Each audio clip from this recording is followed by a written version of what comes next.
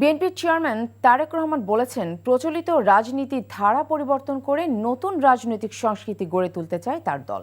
আর এই সংস্কৃতিতে থাকবে স্লোগান, মিছিল, মিটিংয়ের বাইরে মানুষের পাশে দাঁড়ানো, যেখানে থাকবে না দোষারোপের রাজনীতি। যশোরে এক অনুষ্ঠানে ভার্চুয়ালি যুক্ত হয়ে এসব কথা বলেন তারেক রহমান। যশোরে সাইফুল ইসলাম সজলকে সাথে নিয়ে ইমরুল আহসানের রিপোর্ট। শরীরের রং ভিন্ন হয় বাবা ফেলে গিয়েছিল যশোরের আফিয়াকে।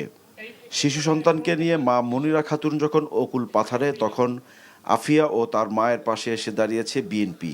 দলের চেয়ারম্যান তারেক রহমান আফিয়ার জন্য তৈরি করে দিয়েছেন মাথা গোঁজার ঠাঁই। ঘর হস্তান্তর উপলক্ষে সোমবার ভার্চুয়ালি যুক্ত হয়ে দোয়ায় শরীক হন তারেক রহমান। এ সময় তিনি বলেন, আফিয়ার মতো শিশুদের পাশে থাকবে বিএনপি।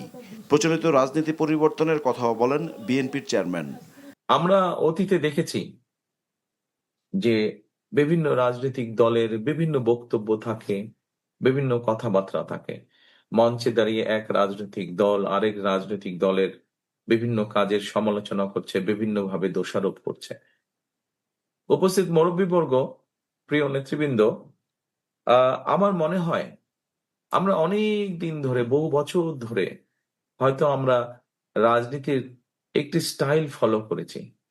এখন বোধহয় আমাদেরকে একটু পরিবর্তন করা প্রয়োজন। আমাদের রাজনীতিটাকে শুধু স্লোগান, মিটিং, মিছিল এর মধ্যে আমরা সীমাবদ্ধ রাখতে চাই না। আমরা রাজনীতিটাকে এমন ভাবে নিয়ে যেতে চাই যাতে সাধারণ মানুষ বলতে আমরা যাদেরকে বুঝি, সেই মানুষগুলোর পাশে যাতে আমরা দাঁড়াতে পারি। খালেদা জিয়া যেমন আপনাদের পাশে ছিলেন, ঠিক খালেদা জিয়ার দল বিএনপিও ইনশাআল্লাহ আগামী দিনে শক্তভাবে, দৃঢ়ভাবে আপনাদের পাশে থাকবে। তারেক রহমান বলেন, সংস্কার প্রয়োজন আছে, তবে মানুষের নিত্যদিনের সমস্যাকে পাশ কাটিয়ে নয়। অন্তর্বর্তীকালীন সরকার বিভিন্ন বিষয় হয়তো তাদের সীমাবদ্ধতা থাকার কারণে তারা হয়তো অনেক কাজ করতে পারেনি। অন্তর্বর্তী সরকার একটি কাজ করেছে, আমরা কি দেখেছি কি, যে রিফর্ম নিয়ে, সংস্কার নিয়ে কাজ করেছে। কিন্তু আমরা যদি খেয়াল করে দেখি যে এই সংস্কারগুলোর মধ্যে কি আছে, এই সংস্কারের মধ্যে কি কি বিষয়ে আলোচনা হয়েছে, এই সংস্কারের মধ্যে অধিকাংশ বিষয় যেগুলো আলোচনা হয়েছে, সাংবিধানিক বিষয়ে আলোচনা হয়েছে, আইনগত বিষয়ে আলোচনা হয়েছে।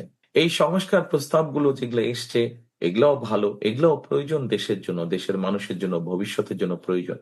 কিন্তু যেই কথাটি বলছিলাম যে আফিয়ার মতন যারা সন্তান আছে, আফিয়ার মতন যেই আফিয়ার মায়ের মতন যে অসহায় মানুষগুলো আছে, এই মানুষগুলোকে নিয়েও তো আমাদের চিন্তা করতে হবে। এরা তো এই দেশেরই সন্তান।